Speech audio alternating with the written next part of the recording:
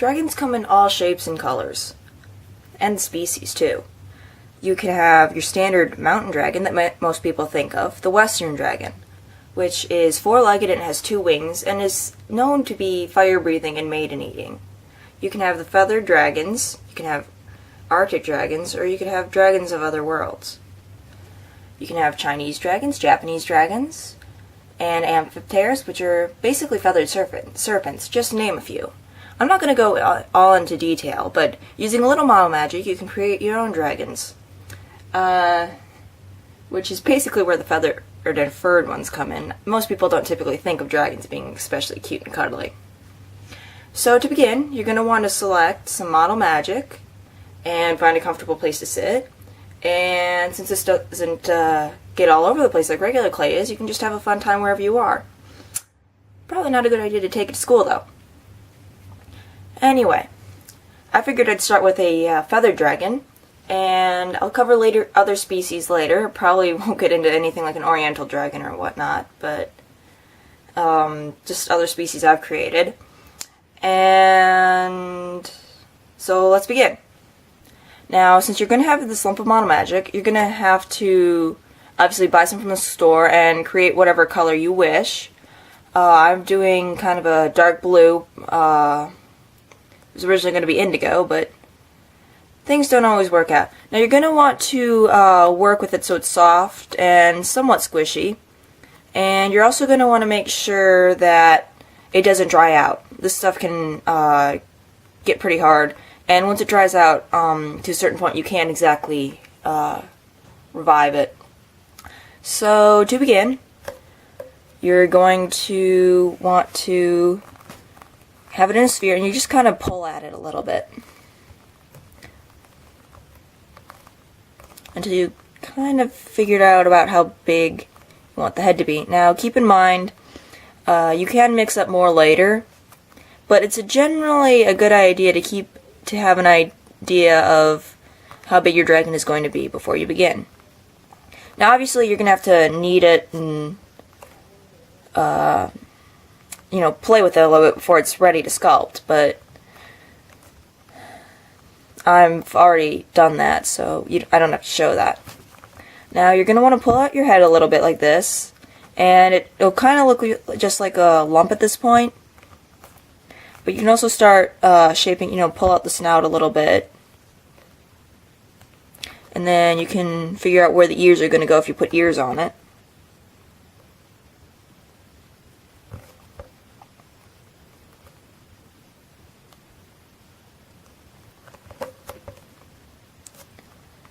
And then once you've just got the rough idea, you can go and refine that design. So, you can give it a more dragonish feel to it.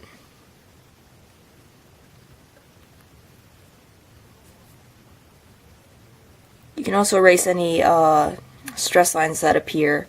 You can't really control that, and sometimes it'll work for features, but often I find it's best if that isn't in there.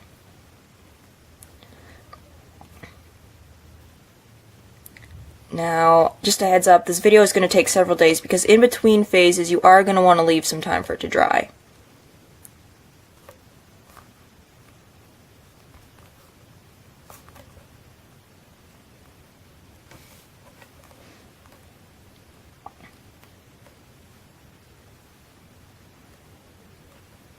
Now don't be too discouraged, the snout is kind of hard to do at first.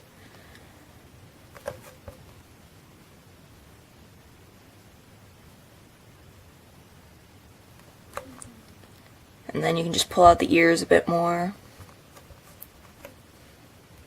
We'll be getting into other features in later videos, so don't worry about, doing legs and scales and whatnot at the moment. Anyway, once you've got your general head shape, you're going to want to extend the neck, like so, and you're going to want to start pulling out the rest of it. When I say pulling out, I mean you generally start shaping the body at this point, and for a couple of days your dragon's going to look more like a snake because you don't put the legs on immediately.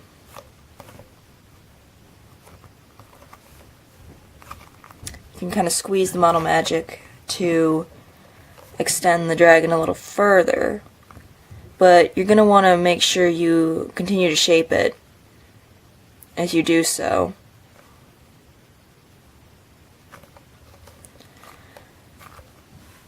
And you're also going to want to save a little bit for, legs and wings if you're not doing a feathered dragon like I am. In which case, I picked out feathers for the wings and tail, and you can do that. You can have a feathered dragon with a scaled tail or a feathered tail, and if you're doing a feathered tail, you don't typically pull out the tail. You just make a note of where the feathers are going to go in. And it's going to stress a little bit, so you're going to kind of want to keep an eye on that, because if it stresses too much, it's going to crack, and that's typically not something you want to see in your dragon, is a lot of cracks, because you're going to have to fill those in later. That can be annoying. So as you can see, I'm generally picking out where I'm going to attach the legs. So you got the front legs here, and then the wings are going to be more in this area behind the shoulder blades. And then you extend where the hind legs are going to attach. So you've got the general shape of the body already.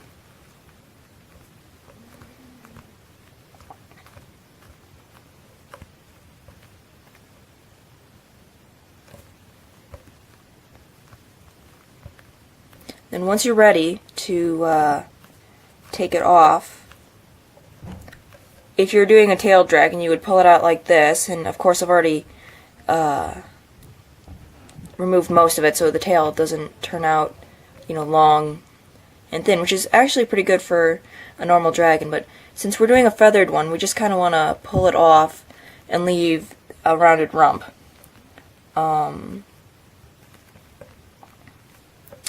So it's going to look sort of like this, and when it comes time to dry it, you're going to want to prop it up so it doesn't fall over and dry wrong.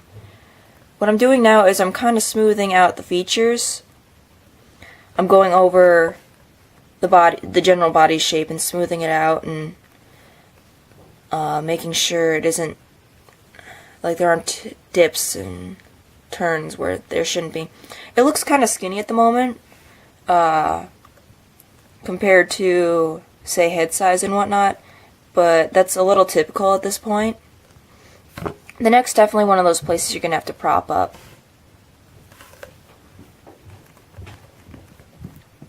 Anyway, you're going to want to just round this out a little bit. Now at this point you could put in, if you've got your snout at a shape you want, you could put in the nostrils and the mouth at this point. But I think I'm going to wait to do that just a little bit, just so it can dry. And it's kind of embarrassing, but I don't exactly have anything handy at the moment. I typically use a pin or needle, neither of which I have with me at the moment. Which was, I guess, a little short-sighted of me, but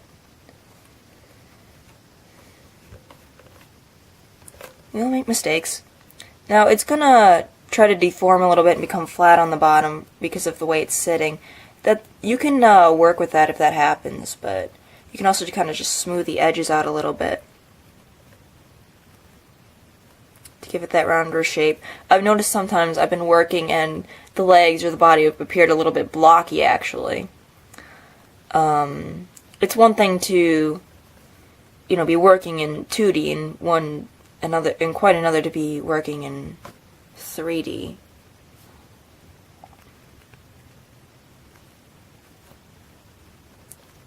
Especially on round organic shapes. At this point you can also take those ear stubs you've created, and you can kind of tease those into more of an ear shape. You just kind of flatten it and pull it in shape. And you can remove extra Model Magic. And don't get frustrated if the ear doesn't turn out right either. They're another difficult part of the dragon to shape.